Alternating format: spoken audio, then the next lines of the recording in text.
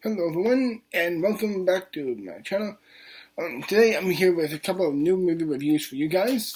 In this video right here, you'll find my review of Booksmart, which I got to see last night online. I got to see Rocketman on Friday, not Friday, last Saturday, and I saw Shadow this Sunday. So I'm giving you those three movie reviews, and throughout today I'll be watching Batman against Teenage Mutant Ninja Turtles DC animated movie, of course, but I haven't finished that yet.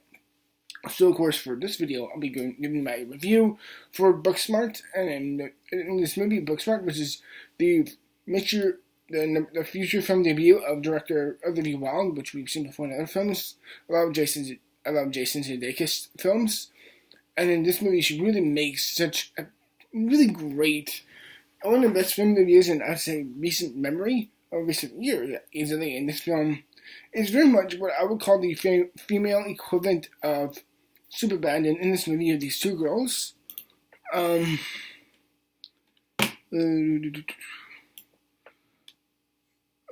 by Caitlin Dever and Beanie Phillipson, play Amy and Molly, essentially, throughout high school for them, they've always been really good students. They've gotten A's, very well participated, and they're really much kind of by-the-book girls who, of course, like any other teenager, have their own secrets and insecurities. But of course, over their last night of school, they try to get laid, they do drugs, and they essentially try to break out their own shells, essentially, and try to, have some fun, while of course mayhem follows, showing their flaws along the way.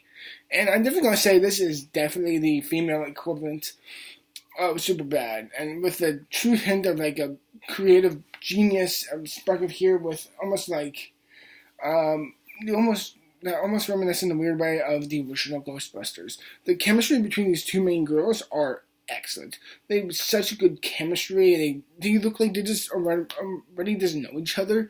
There's something about their relationship and their duality within their speech, the way and some natural chemistry. This kind of feels so raw and really understand. Like with me and my friends, I've known them for over 15 plus years, and there is moments where you can kind of just follow through each other's sentences, and you know what they're going to say. You know them kind of like a brother or sister in a way.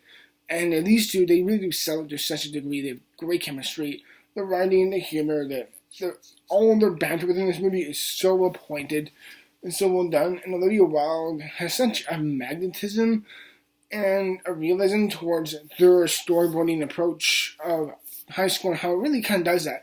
Especially within recent years, we see some really great film type of coming out films like The Way Back, 8th grade, Edge of 17, we had some really great type of indie comedy coming-of-age movies like those. Heck, even Spider-Man Homecoming, as good as that movie is kind of like that type of feeling towards the character Spider-Man. They've been all on a roll, and this is easily one of the most refreshing and hilarious, just some great lines in this movie, where I feel like girls who are like probably a little bit younger than me, because I'm now bordering on the age of 25, are just going to be quoting this movie like it's their own Ghostbusters or Mean Girls or anything like that. And there is such a inherent watchability where the chemistry and the humor and the dryness and the creative scenarios that come within this movie are so just well pointed and they're hilarious.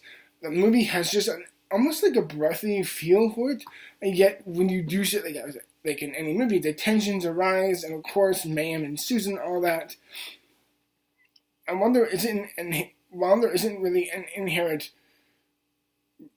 problem or anything going on with the movie, like a main villain or anything, or at least it doesn't seem forced, like last year's, what was that one with Ty Simpkins, what's his name? I Simon, I liked the movie a lot, but it felt like the villain kind of felt a bit shoehorned or needed in the film. Did he feel like he needed to be in the film? Sure, but I ultimately felt kind of shoehorned, especially for his role. In this movie, there is an opposing antagonist, but it almost feels like isn't an air back thing. It's like how most younger people wouldn't realize this. There's a sense of oblivious magnetism towards their approach, which makes them seem very blissful and arrogant, but they're also very smart within their own right, which really makes their characters, especially within high school, both very smart, but also very vulnerable as well. And it really makes their dynamicism, but also makes their relation within high school within all the other archetypical type of characters you get to see in the film, just really come to fruition well. And it really kind of just has such a beautiful vibrancy.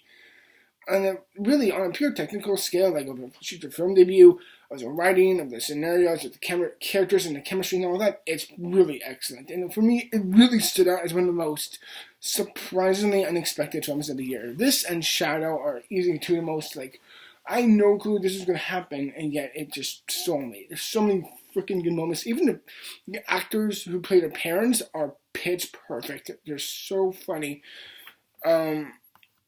And really, I couldn't think of anything more like that. I do have a couple qualms. I do think the movie kind of, I will say, kind of has a hard time trying to end the story on, okay, not really trying to end the story, but trying to find a moment to really kind of bring the storm to a close.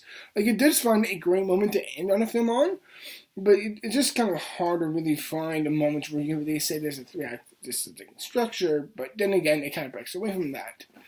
Also, I do think the beginning, while really good, ultimately it kind of felt me going, I was ultimately kind of going, where's this going? And there's a few jokes which, to be fair, I just don't get. But aside from that, I think books, also I will say, as good as it is, I do feel like it's ultimately a flavor of film that's not always my cup of tea.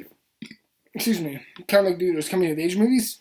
But I've kind of felt like I've gone away from them, but this is still like a really great movie from them. Even though I've said in an earlier part of this video that, hey, they've been really good the last few years.